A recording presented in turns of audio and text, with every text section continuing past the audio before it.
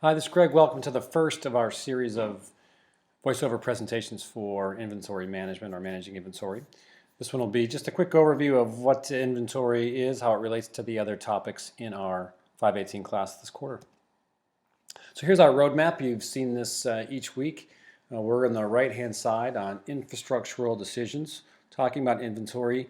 Inventory relates both either to make to stock or build to order environment, what kind of inventory you're going to have in place, how much of that inventory will be around. So it supports both of those approaches to building products. Clearly, it also addresses the competitive priorities of delivery speed and product flexibility over the range of products that we make. It also touches on cost as well.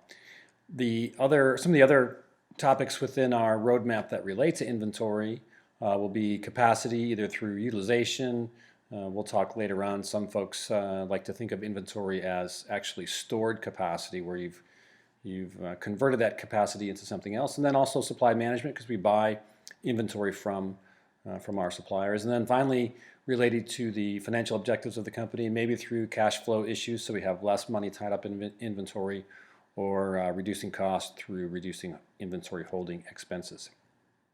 So here's a teardown of the Nintendo 3DS from iSupply. You can see all the different main components that go into this product. So each of these components have to be either purchased or built in-house by Nintendo. And then, so each of them will have their own separate part numbers, probably with some other part numbers embedded in them. They have to maintain an inventory of all of those parts here in this teardown so they can assemble the 3DS when it's time to put some of those things together. So at that component level, they have to make sure they have all the components in stock so they can assemble the finished good, the Nintendo 3DS. So we'll talk about some what and why of inventory in this quick presentation. We'll talk about some of the types of inventory, why they are held. And then later in some of the other videos, we'll talk about the decisions in inventory and some of the costs that help us make those decisions. We'll talk about some of the approaches to determining EOQ and ROP, so the economic order quantity and the reorder point. They're going to answer the how much and when questions.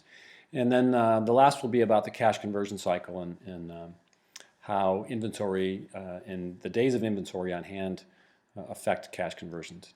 So inventory, what is it? It's related with the operation system. We saw that already in the roadmap slide. I also already talked about stored capacity, and there's this trade-off then between how much inventory you're going to have on hand, which would allow you to satisfy customers faster, and then the cost to hold that inventory, either from straight-up holding costs financially, or the cost to manage that inventory that's in stock, or some that goes obsolete. Inventory is embedded in processes, certainly from as in the role of work in process inventory. We've talked some on priorities altogether. So just some pictures here of different some inventory in transit, a whole giant stack of Coca-Cola there on the right-hand side, some coffee cherries waiting to be converted into coffee beans, and then cars being transported globally in their transportation network. So some of this is in-transit inventory. Some might be, in the case of the coffee cherries, work-in-process inventory. Some of this inventory then shows up here in town through the work of the Port of Seattle and the crane operations here. I think this is Terminal 5. That inset there on the upper left-hand side. All right, so why do companies want to carry inventory?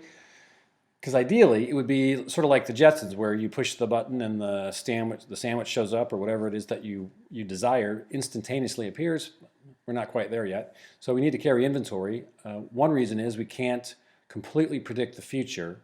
We don't know exactly how many products customers will buy. We don't know which of the materials we have on hand will be of poor quality or will break. We can't also predict when there will be interruptions in the supply chain, so we might not receive the raw materials inventory that we're hoping for. That's one reason. It allows us then to purchase in economic quantities, so we can buy more and get a bit of a discount. We also then can build up some inventory in anticipation of changes in demand or coming demand. So for example, folks who are in the business of making lawnmowers and or snow blowers, in the summer they have been making snow blowers to build up inventory to ship out for winter purchases, and then as they're into fall and winter production dates, right now they're probably making lawnmowers to sell to us in March and April. We've talked about the in-transit inventory already. There's another picture of cars on a train, not on a boat this time, and that support for speed. So the forms of inventory, three major categories: raw materials, work in process, and finished goods. So the raw materials are anything that we're buying from suppliers to be used in the production of our product. They can be raw materials like flour and chemicals. They can also include components. So some of those products there in the Nintendo 3DS blow-up view, they likely purchased those things already pre-assembled from suppliers. So that's still a raw material to Nintendo, even though it might be a finished good for the supplier that produced that component. So once Nintendo would start to assemble, that inventory would convert to work in process. So the stuff that's already been started but not yet finished. And then the third category there is finished goods. The fourth one at the bottom is MRO items. So these are things that you use to keep your operation, keep your organization, your institution running. So small tools, cleaning agents. If you're in a manufacturing company, you might have small motors. Think of safety glasses. Those are all part of MRO, which is it's a large number. The sum of that can be big for companies. It's not necessarily something that shows up in the products or services that you're producing. It's supporting materials for those. All right, so a little quick view of some of these forms of inventory. A couple years ago, I was over in Scotland and took a look at the Laphroaig distillery there, where they make some very fine whiskeys. So the upper picture there is just the land of Islay, the small island where Laphroaig is. So some of the raw materials to make whiskey: you need barrels to put the whiskey in. You also need peat, particularly for Laphroaig, to create and invoke that peaty flavor in the Laphroaig whiskeys. So to make this, then we want to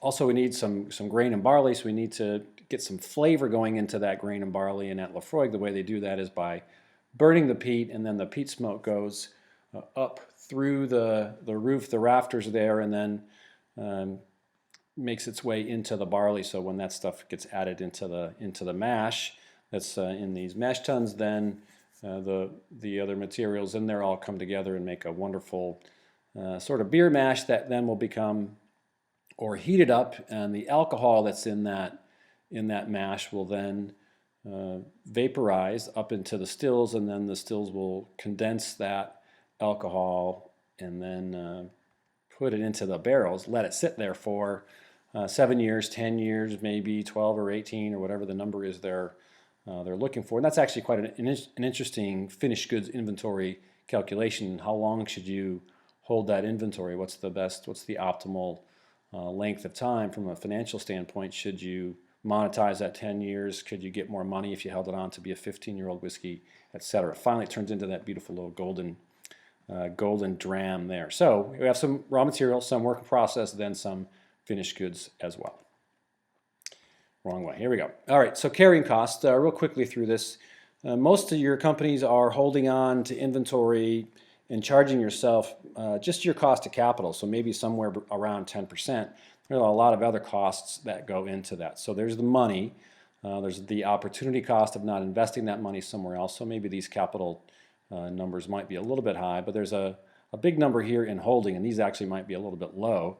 You actually have to operate the storage facilities and the units where you're working. So the space, the equipment, etc., that costs money. It's not free to have all that inventory in there. It's not free to have the workers, not free to have the IT system that's helping to count, etc. So other costs, big ones, are obsolescence. So models that may go out of date, so you might have to break down the products that are there in inventory so you can take out the good parts and then release the bad ones. You might have to sell them on a discount site, etc. So together, these costs can actually maybe be anywhere between 25, 35. I've even seen folks charge themselves 40%, or I should say consultants and other academics recommending to companies they charge themselves 40% inventory carrying costs, and that would really change your inventory behavior. If it's cheap, underpriced, undercosted I should say, then companies will probably hold more inventory. If it was really 40% per year, then you'd be motivated to hold less. Some metrics around inventory that companies will be using: your average or your aggregate inventory level. How much do we have there in stock from a dollar standpoint? Weeks of supply is something you'll also see. So how many days of sales do we have there holding? And you'll see days of supply, not necessarily weeks of supply, particularly in the auto business where they may have 30, 40, 60, sometimes 90, 100 days of inventory. I think they're looking for more at the numbers in the 40s.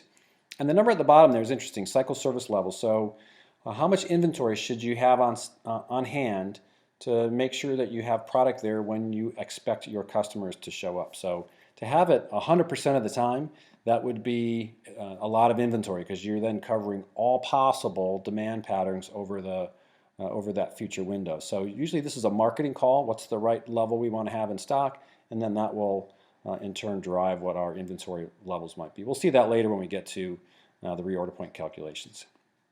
Also inventory turns, so the cost of sales divided by your average inventory value. So how many times are you selling that? And it's not, this calculation is cost of sales, not actual sales revenue. Fill rate, what percent of orders get filled from your stock? So did you have everything there on hand to satisfy what customers wanted?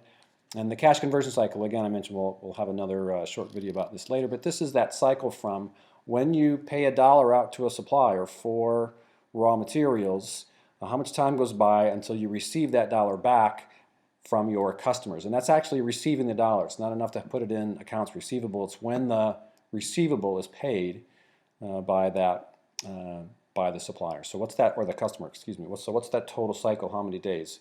We'll look at that calculation later on. More basics.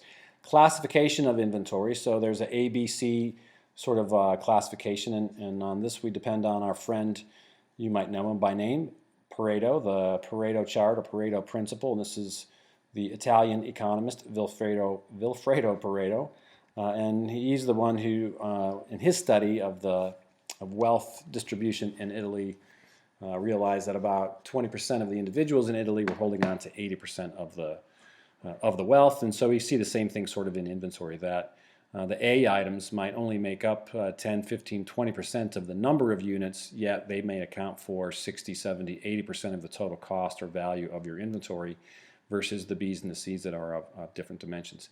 And the reason companies will use this classification is you'll manage A items and C items much differently. So C items might be things like screws or rivets or something where they're quite inexpensive, so you're not so concerned if you have too many on hand for a little while because the cost penalty isn't that great. However, if you have too many A items, you're going to pay a lot of extra costs. So the A items get managed much more closely. And here's just a graph of that. Again, the A items may make up about 80%. That's the green. The B items will get you a little bit closer in terms of value, and the C items may just account for that last 5 or 10% of cost on the y-axis, but may make up 50% or more of what you have on hand.